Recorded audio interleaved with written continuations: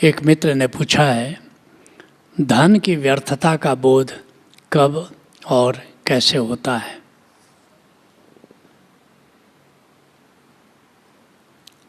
धन व्यर्थ नहीं है। भारत में ऋषियों ने 4 पुरुषार्थ की बात की है। पहला ही है अर्थ, धनोपार्जन। ये पहला पुरुषार्थ है। हर व्यक्ति को धन अर्जन करना है, लेकिन धन अर्जन किस लिए करना है, इस बात की समझ बहुत कम लोगों के पास है। इसलिए करना है कि 3 और पुरुषार्थ करने हैं। क्या क्या? धन के बाद धन अर्जन करो। किस लिए करो? अर्थ, धर्म, काम, मोक्ष। धर्म अर्थात परोपकार कर सको। पंजाब में गुरु साहिबानों ने इसकी व्यवस्था दी कि जो भी धन कमाओ उसका 10% परोपकार पर खर्च करो, धर्मार्थ कार्य पर खर्च करो।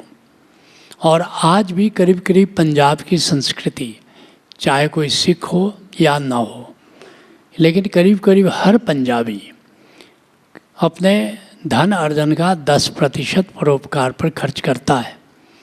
सारी दुनिया में अगर सबसे खुशहाल कोई कौम है तो पंजाब के लोग हैं। सारी दुनिया में करीब करीब पूरी पृथ्वी घूमने का मुझे मौका मिला है और इतने खुशहाल लोग मैंने दुनिया में कहीं नहीं देखे हैं। और उसका कुल कारण है कि जब तुम सेवा करते हो, परोपकार करते हो, धर्मार्थ कार्य करते हो तो सुख मिलता है। सेवा से सुख मिलता है। तो निश्चित हमें कुछ हिस्सा, जैसे गुरु साहिबानों ने कहा दशांश, मोहम्मद साहब ने कहा है 16वां हिस्सा ज़कात निकालो और खर्च करो परमार्थ पर। सारे संतों ने कहा है ये बात।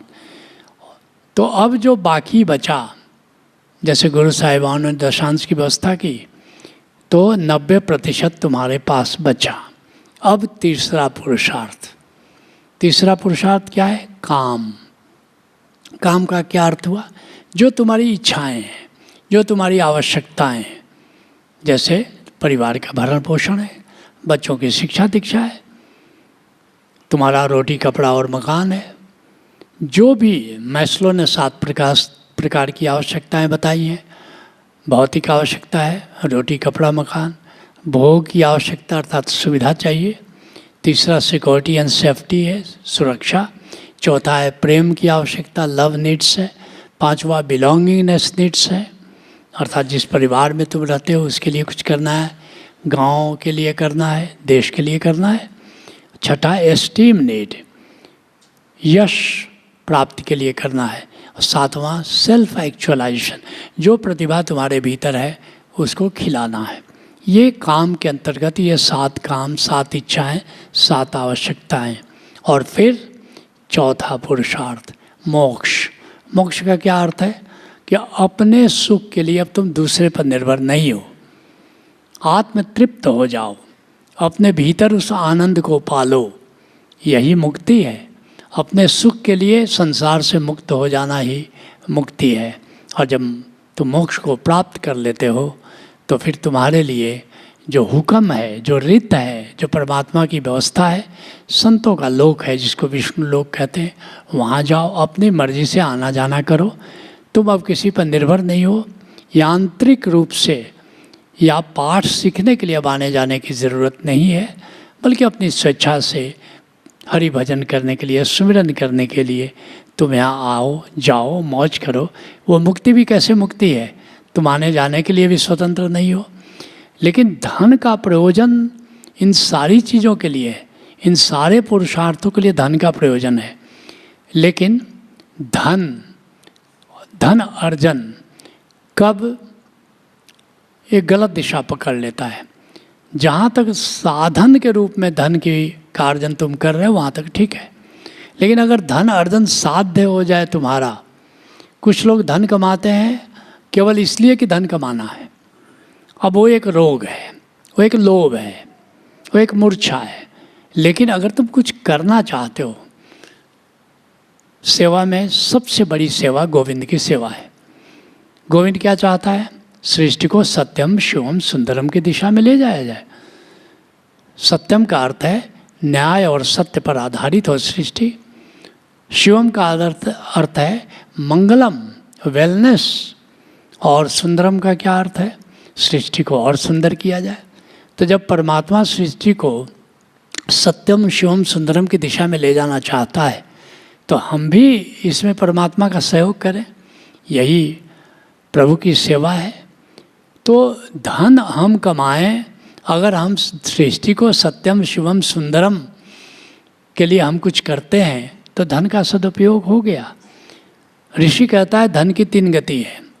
उत्तम गति दान है, मध्यम गति भोग है, नहीं तो तीसरी गति नाश है। वो होना ही है। पंजाब में एक कहावत है, मुझे बहुत प्रिय है। कहते हैं कि खांदे पींदे लाहेदा बाकी अहमद शाहिदा। खाओगे पियोगे तो तुम्हारे हक में होगा, और नहीं तो अहमद शाह अब्दाली जैसा कोई लुटेरा आएगा और तुम्हारा धन लूट करके ले जाएगा। तो निश्चित रूप से धन का प्रयोजन है, धन अर्जन करना है, नहीं तो परिवार भी नहीं पूछेगा तुमको। मैं नहीं कह रहा, शंकराचार्य कह रहे हैं, धन अर्जन में जब तक सक्षम तब तक तुम सबके हो प्रियतम। जब धन ही नहीं, परिवार कहाँ? जब सूखा जल तो ताल कहाँ?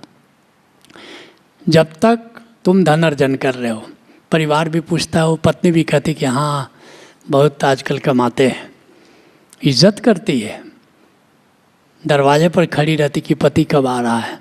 और जब तुम रिटायर कर जाते हो, क्या निठल्ले की तरफ बैठे रहते दिन भर। शंकराचार्य कहते कि पुत्र या भृत्य पत्नी या दौहित्र की पाके धिक्कार योगी न होता दुखी। शंकराचार्य के ज़माने में भी जो लोग रिटायर कर जाते थे तो उनका पुत्र भी धिक्कार करता था, नौकर तक धिक्कार करता था, क्या ऐसे ही मालिक बैठे रहते हैं। पुत्र या भृत्य पत्नी, पत्नी धिक्कार करती है, और दौहित नाती पोते भी धिक्कार करते हैं। तो इसलिए धन अर्जन करना है ताकि तुम धिक्कार के, तिरस्कार के, उपेक्षा के पात्र मत बन जाओ। तो धन अर्जन करना है, लेकिन किस लिए करना है ये तुमको पता होना चाहिए कि तुम अपनी इच्छाओं की पूर्ति के लिए किसी पर निर्भर मत रहो। तुम किसी की मदद करना चाहते हो, तुम बच्चों के आगे हाथ मत फैलाओ कि मैं किसी की मदद करना चाहता हूँ, कुछ पैसे दे दो। नहीं, धन अर्जन करो, मगर याद रखो कि धन अर्जन करना है साधन के रूप में, साध्य के रूप में नहीं करना है। अगर साध्य के रूप में तुम अर्जन कर रहे हो तो तुम्हारी दिशा गलत है। मैं देखता हूँ लोग घोटाला करते हैं, राजनेताओं को देखता हूँ 4,000 करोड़ का घोटाला, 10,000 करोड़ का घोटाला। भाई किस लिए कर रहे हो? कुछ लोग कहते हैं 7 पीढ़ी तक के लिए हम पैसे कमा के जाना चाहते हैं। 7वीं पीढ़ी तुम्हारे में कौन था पूर्वज, तुमको नाम याद है? किसी को नहीं याद है। किसका वंश तुम चला रहे हो? अगर उसने तुम्हारे लिए 1,000 करोड़ की व्यवस्था भी की तो तुमको पता है कि किसने किया। फिर काहे के लिए 7 पीढ़ी की बात कर रहे हो? हाँ, ये ज़रूर है कि जो बच्चों के प्रति तुम रिस्पॉन्सिबल हो, अपने पेरेंट्स के प्रति रिस्पॉन्सिबल हो। वैसे गजब की बात है, जिनसे हम हैं उनका हम केयर नहीं करते हैं। हमसे जो हैं उनके लिए तो हम बहुत चिंतित रहते हैं, अपने बच्चों के लिए कि बच्चों का ठीक हो। लेकिन हम जिनसे हैं उनके लिए तो हम जरा भी नहीं सोचते हैं। और जो नहीं सोचता अपने पेरेंट्स के लिए, याद रखना हम किससे हैं? पेरेंट्स हैं, लेकिन अल्टीमेटली हम किससे हैं? वो परमात्मा से हैं। जो पेरेंट्स का केयर नहीं करता वो परमात्मा का भी केयर नहीं करता। जो पेरेंट्स से जुड़ा नहीं रह सकता वो परमात्मा से भी जुड़ा नहीं रह सकता। जो अपने इमीडिएट मूल से तुम नहीं जुड़ना चाहते हो तो अल्टीमेट मूल से तुम कैसे भला जुड़ सकते हो? तो धन अर्जन करना है, लेकिन उद्देश्य को सामने रखना, किस लिए धन अर्जन करना है। फिर तो धन कमाना बहुत उत्तम है, लेकिन धन कमाना साध्य हो जाए तो फिर तुम्हारी जीवन की दिशा गलत हो जाती है। Let's acknowledge.